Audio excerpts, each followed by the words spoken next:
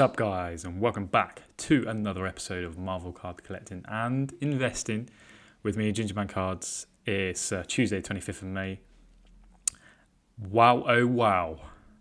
I'm sure many of you have already seen the news for these PMG cards, but I'm going to do a quick video today on what the prices were for these PMG Spiderman cards and my thoughts and kind of what it means to the overall Marvel market, I think, because it's definitely going to have an impact, in my opinion.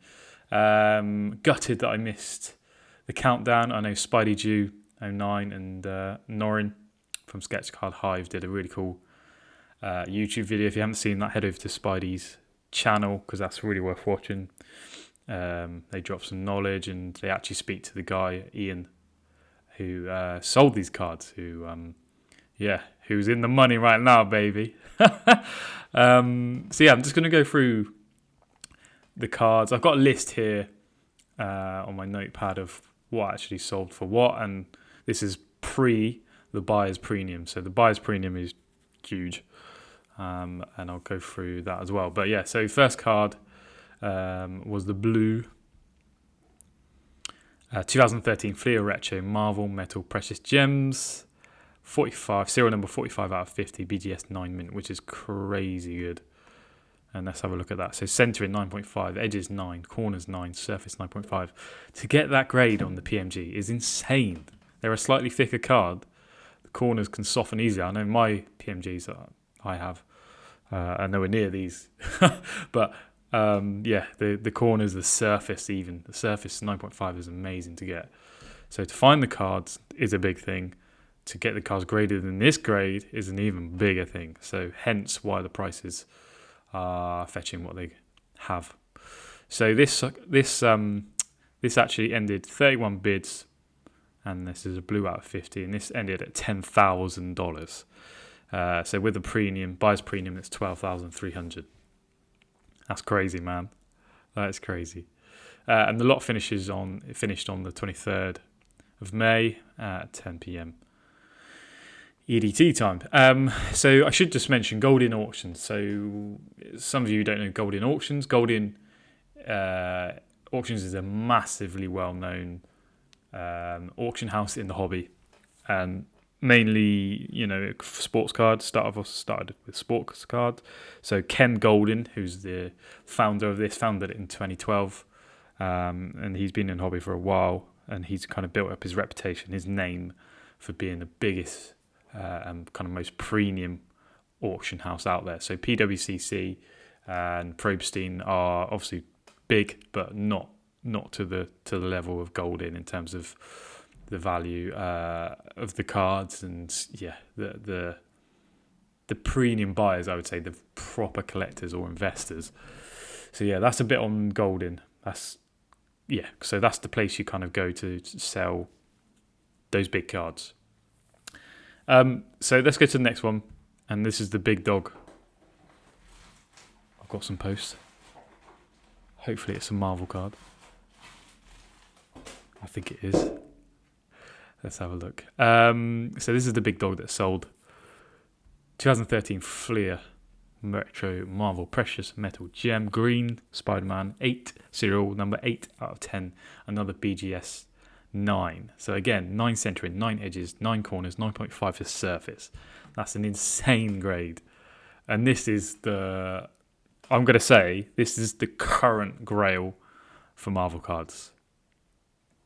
My opinion. I really do. The most expensive card ever to have sold, as far as I'm aware. I believe that's correct. This sold for a total of $28,000. $28,000 for one bit of card. And it's much more than that. And that's the thing. Some people don't know. So let's have a look at what it was with the buyer's premium. So $34,440,000 with the buyer's premium. Man, oh man. That's some crazy stuff.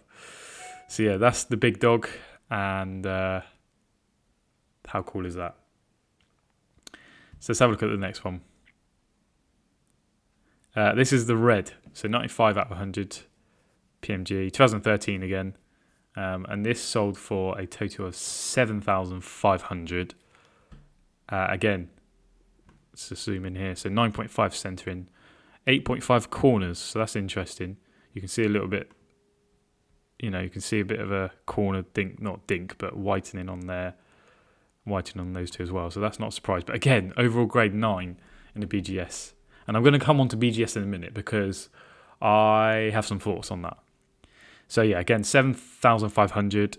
It sold for with the buyer's premium 9,000.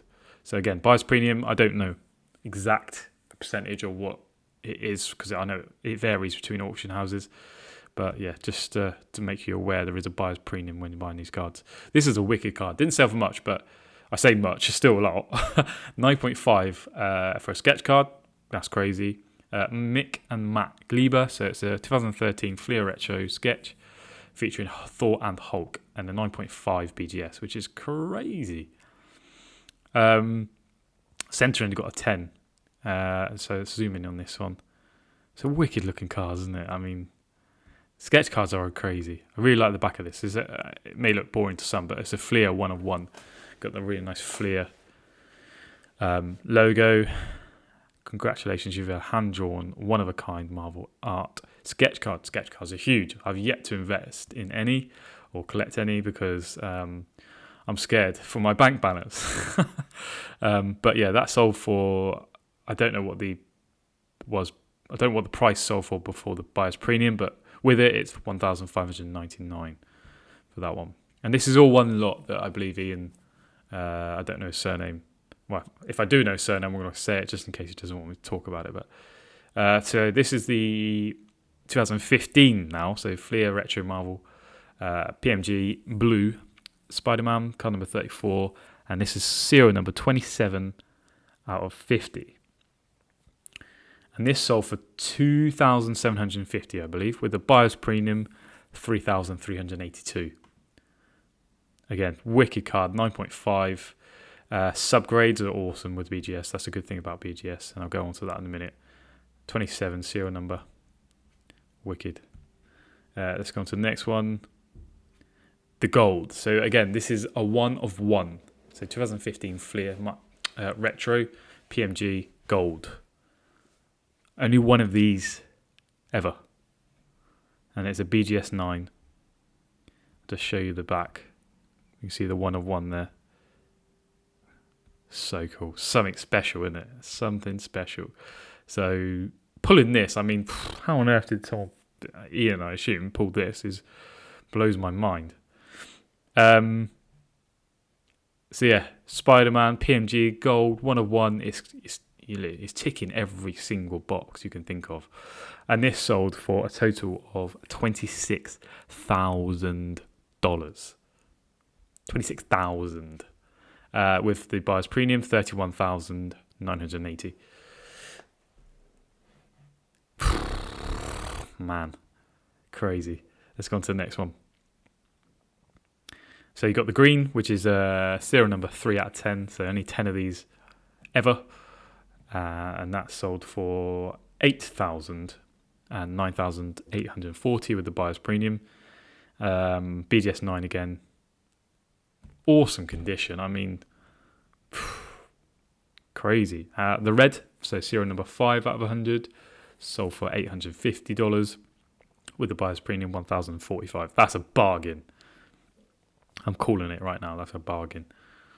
Keep that for 5 years. It's only going to go one way, in my opinion. And then I think there should be another. No, it's Pokemon now. So that's the majority of the cards. I'll just check I haven't missed any Pokemon anymore. Yeah, that's the PMG cards that sold on Sunday night. Beckett.